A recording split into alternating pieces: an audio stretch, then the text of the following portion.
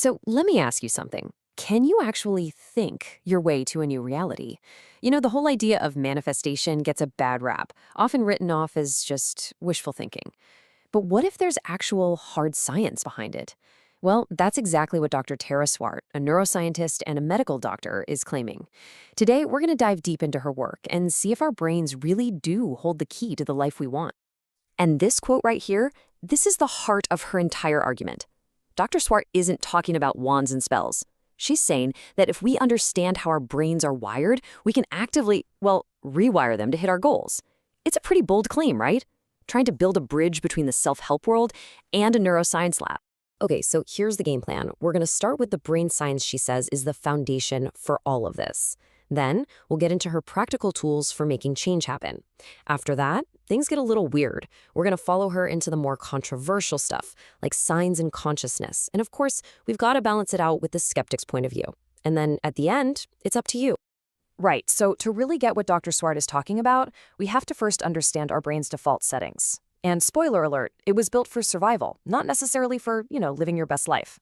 It all kicks off with this idea called loss aversion. This is some deep, primal wiring we're talking about, a real holdover from our cave-dwelling days when staying alive meant being totally obsessed with threats.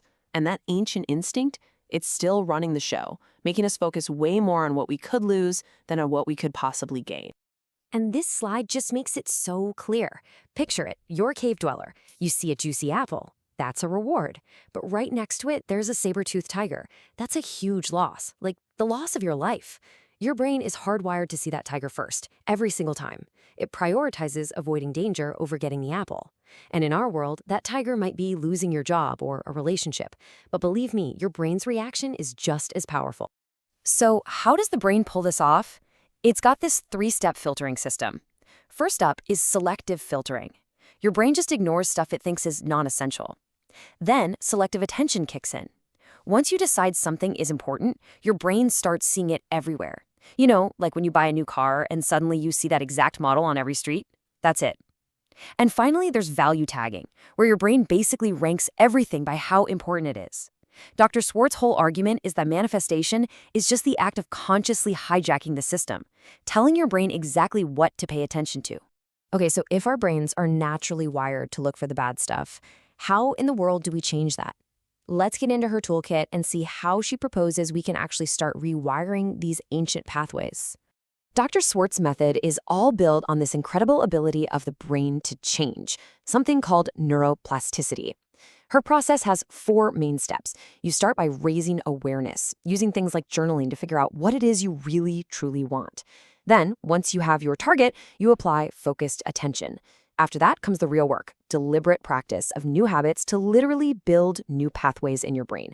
And finally, you have to hold yourself accountable to make sure those changes actually stick. Yeah, this whole thing is about moving from just passively wishing for things to actively doing something. She's a big fan of action boards, not just vision boards, because they force you to map out real, tangible steps. Other tools, like specific affirmations and something she calls a gratitude wash, are all designed to get your brain's filter system to start spotting opportunities instead of threats. And this quote just brilliantly captures the psychological wall people hit. Dr. Swart tells the story about her clients who make these beautiful vision boards, but they just can't bring themselves to glue the pictures down. And why? Because deep, deep down, they don't feel like they actually deserve those things. This simple act of gluing something down becomes this huge confrontation with their own self-worth. It's powerful stuff. All right, now this is where the story takes a pretty sharp turn. After building this whole framework in practical neuroscience, Dr. Swart's work, driven by a really deep personal loss, veers into territory that is way more spiritual and way more controversial. You see, after her partner died, Dr. Swart started asking this massive question.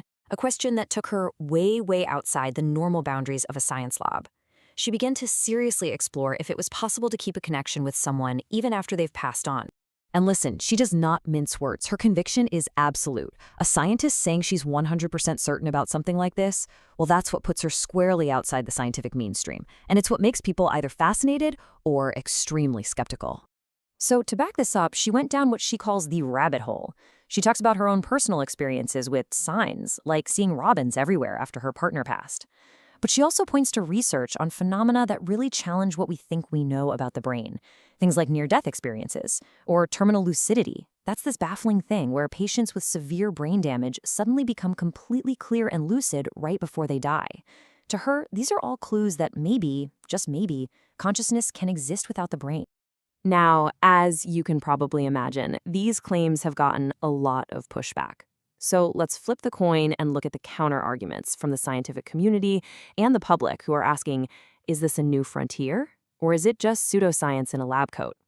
One of the biggest criticisms revolves around her using some, let's say, outdated science. For instance, in one talk, she brought up menstrual synchronization as proof of pheromonal communication. The problem is, the scientific community has pretty much agreed for decades now that this isn't a real thing. The original studies just couldn't be replicated. And that leads to reactions like this. This quote from a user on Reddit really sums up how a lot of critics feel. For them, using a disproven example like that just totally undermines her authority and makes them question everything else she says. People have also looked closely at her credentials, and while she is definitely affiliated with MIT, critics are quick to point out that it's as a senior lecturer at the Sloan School of Management, which is a business school, not with the university's main neuroscience or brain and cognitive sciences departments. So what we're left with are two totally different ways of looking at Dr. Tara Swartz's work. On one hand, you have a practical, brain-based guide to self-improvement, and on the other, a spiritual philosophy that really pushes the limits of science. And this is really the core question, isn't it? Is she offering a powerful, science-backed toolkit for changing your life, using real concepts like neuroplasticity? Or, as her critics would say, is she just dressing up spiritual ideas in scientific language to make them sound more credible than they really are? And in the end, that's the big question her work leaves us grappling with. I mean, there's no doubt that focusing your attention, setting clear goals, and truly believing in yourself can create powerful results. But are those results coming from rewiring the chemistry in your brain, or are you tapping into something else entirely? The line between the two isn't always so clear. And honestly, that's what makes this whole topic so fascinating to begin with.